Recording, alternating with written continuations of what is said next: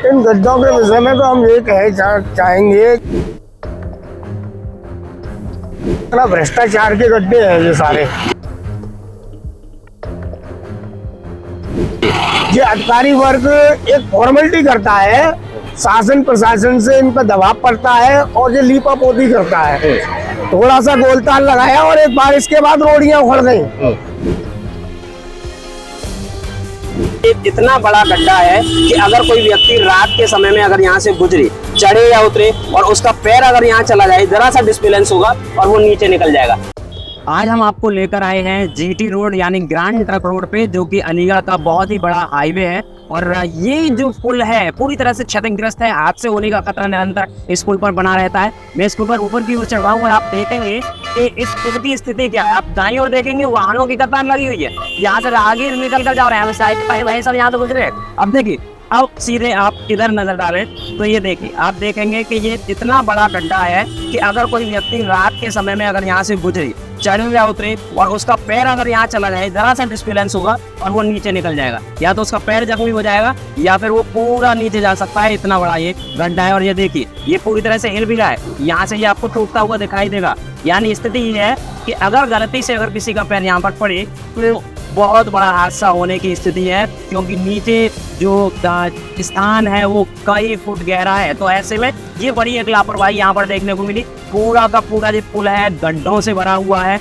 आप देखेंगे कि इतने ज्यादा गड्ढे हैं इस पुल के ऊपर कि वाहनों के वाहनों की जो एज होती है ना, वो चाहे 10 वर्ष की एज हो वाहनों की जो एज होती है वो कम इन गड्ढों की वजह से हो रही है। इस गड्ढे को आप देख रहे हैं कि वाहन न सिर्फ क्षतिग्रस्त होते हैं बल्कि कई बार हादसों का कारण भी ये गड्ढे बन जाते हैं। और ये अलीगढ़ का सबसे बड़ा हाईवे है। मैं आपको बता दूं कि ये नेशनल हाईवे है और जीटी रोड है जहां पर हम खड़े हुए हैं। और ये दिल्ली से और ये कानपुर की ओर जाता है, कानपुर लखनऊ वाला लंबा हाईवे है।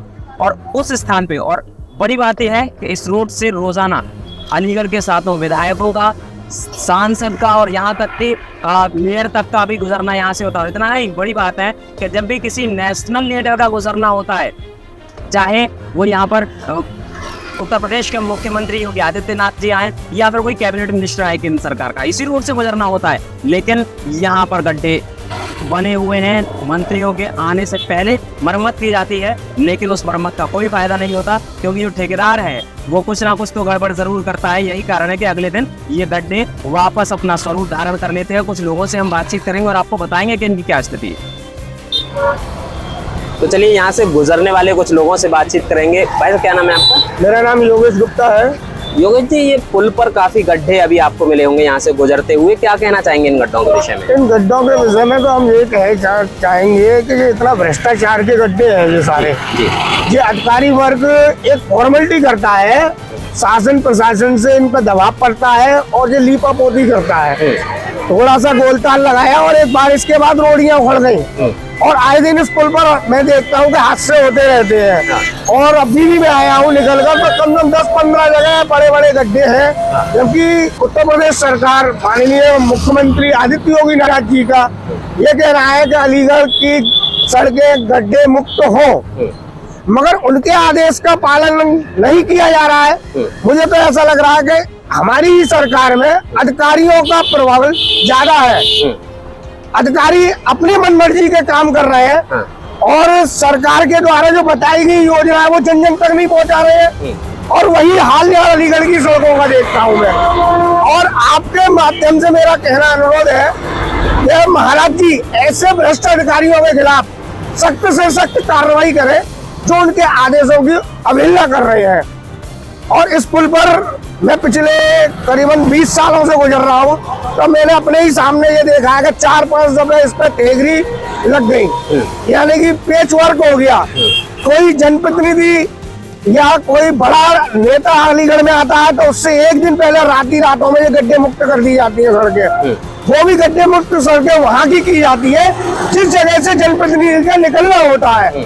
उसके अलावा यथास्थिति वही की वही रहती है। और इसकी शिकायत कई बार की गई है, मगर मुझे नहीं लगता कि अधिकारियों के कानों पर जू रेंग रही हो। और वही है कि जब खुलेआम आप देख रहे हैं अब भी गड्ढे हैं इस पुल पर, जबकि सबसे ज्यादा जो जीटी रोड का चलने वाला पुल है, पास में कॉलेज, डीएस कॉलेज पास है, बच्चों की छुट्टियां होती है, 2-3 घंटे का जाम पे रहते हैं। आए दिन मैं देखता हूँ बच्चे साइकिलों से गिर जाते हैं। तो मेरा तो मिनिमम अनुरोध होगा आपके चैनल के माध्यम से कि माननीय मुख्यमंत्री महोदय और माननीय प्रधानमंत्री महोदय ऐसे भ्रष्ट अधिकारियों के खिलाफ सख्त से सख्त कार्रवाई करें जो उनके आदेशों की अवहेलना कर रहे हैं। देखिए हम पुल के दूसरी तरफ आ गए हैं। पुल के दूसरी तरफ की भी यही स्थिति है कि राहगीर यहाँ से गुजरते हैं, चोटिल हो जाते हैं, पत्तियां उखड़ी पड़ी हैं और बहुत बुरी स्थिति यहाँ से हो जाती है। भाई साहब, राजेश जी एक जो ट्रैवल व्यापारी हैं और समाजवादी पार्टी के पूर्व में नेता रह चुके हैं और इस समय समाज सेवा के कार्य में काफी हद तक जुटे हुए हैं और बड़े बड़े जो है समाज सेवा के कार्य कर रहे हैं। खास बात यह है कि इनका राजेश जी का जो कार्यालय है वो भी यहीं पर है। राजेश जी, रोजाना लगभग आपका गुजरना होता होगा यहाँ पे। इस पुल के विषय में क्या कहेंगे? पूरा पुल क्षतिग्रस्त है और गड्ढा युक्त हो चुका है ये पुल, क्या कहेंगे इस पुल के विषय में? ये पुल लगभग 1985 के आसपास इसका निर्माण हुआ और तब से ये, उसके बाद क्योंकि कोई चीज़ अभी इस्तेमाल होती है तो उसका मेंटेनेंस भी किया जाता है जी। यहाँ जो मेंटेनेंस की जो स्थिति है वो शून्य है।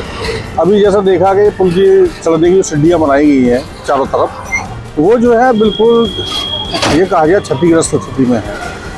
लोगों के पैर घुस जाते हैं, उस साइड आप जाएंगे तो एंगल लगा दिए, टेम्परेरी व्यवस्था की गई है।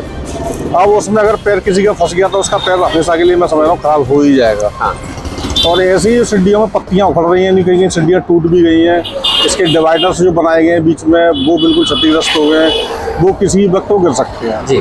तो ये सब बहुत बड़ी लापरवाही है और इस लापरवाही के लिए सीधे तौर पर मैं तो ये कहूँगा कि प्रशासन जितना जिम्मेदार है, अफसर जिम्मेदार हैं, उससे ज़्यादा मैं मानता हूँ कि यहाँ के जनप्रतिनिधि हैं जो हम लोगों ने चुने हैं जी, उनकी नैतिक जिम्मेदारी है विकास कार्यों को और अपने यहाँ की सड़कों को, अपने यहाँ की ज़रूरत की चीज़ें हैं उनका वो समय समय पर निरीक्षण करें। पहले होता था, पुराने जो लीडर थे, जो प्रतिनिधि चुने जाते थे, सांसद विधायक, वो इस जिम्मेदारी को समझते थे जी। आज तो पिछले 8-9 साल से हमें ऐसा लग रहा है जैसे एक धार्मिक संस्था को चलाने वाले हम लोगों ने चुन लिए हैं सांसद विधायक, जिनका केवल अगर धर्म पे कोई बात आ जाएगी तो फट से उनके बयान आ जाएंगे, वो वहाँ पहुँच जाएंगे, वहाँ देख लेंगे। लेकिन जहाँ विकास की आवश्यकता है तो वहाँ वो कहीं दिखाई नहीं पड़ता। तो ये पब्लिक ने चुने हैं तो इनको पब्लिक की समस्याओं का भी ध्यान रखना चाहिए। और मैं समझ रहा हूँ कि इसका वो जो है इसका मेंटेनेंस तो होगा, लेकिन शायद यहाँ के जनप्रतिनिधि, यहाँ के अफसर जो है वो किसी बड़े हादसे के इंतजार में है। अच्छा, देखा गया है बीच बीच में इस पे कार्य होता है, मेंटेनेंस का, मरहम पट्टी टाइप की जाती है, तो क्या उन ठेकेदारों के या वो जो कार्यदायी संस्थाएं हैं उनके खिलाफ भी सख्त कार्यवाही की जानी चाहिए? क्या आपको लगता है जो बिल्कुल अभी बारिश के दिनों में गड्ढे भर रहे थे, जो बीच में पुल में जो नाली सी बन जाती है उनको भर रहे थे, उसको सूखी रोड़ी लाए उसको डाल के जी, तो क्या वो सूखी रोड़ी उसको रोक लेगी? वो केवल खाना पूर्ति कर रहे हैं, लूट खसोट मची है चारों तरफ, जैसे स्मार्ट सिटी के नाम पे मची है ऐसी हर जगह मची है जी। तो सब अपने लूट मार में व्यस्त हैं और मैं तो अपील करूंगा यहाँ के जनप्रतिनिधियों से कि उनको निकल के बाहर, घर से बाहर देखना चाहिए, धर्म को भी बचाएं, साथ में यहाँ की जो हमारी इमारतें हैं, जो हमारे रास्ते हमें लिंक करते हैं रोड, उन सब जगहों को वो देखें और उनका मेंटेनेंस को सुनिश्चित करें।